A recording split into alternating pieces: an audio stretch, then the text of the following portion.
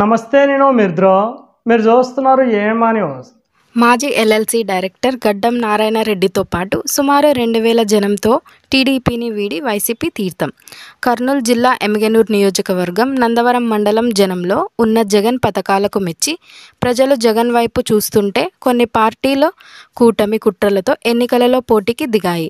ఎన్ని కుట్రలు పన్నినా అదరకుండా ఎదరకుండా ఒక్కడే పోటీకి దిగిన జగన్ గుండె ధైర్యాన్ని చూసి హాల్హర్వి పంచాయతీ నుండి ఎమ్మెల్యే అభ్యర్థి బుట్టా రేణుక, మండల అధ్యక్షుడు శివారెడ్డి గౌడ్ ఆధ్వర్యంలో మాజీ ఎమ్మెల్సీ డైరెక్టర్ గడ్డమ నారాయణ రెడ్డితో పాటు సుమారు 2000 జనంతో టీడీపీ వైసీపీ తీర్థం శనివారం పుచ్చుకున్నారు.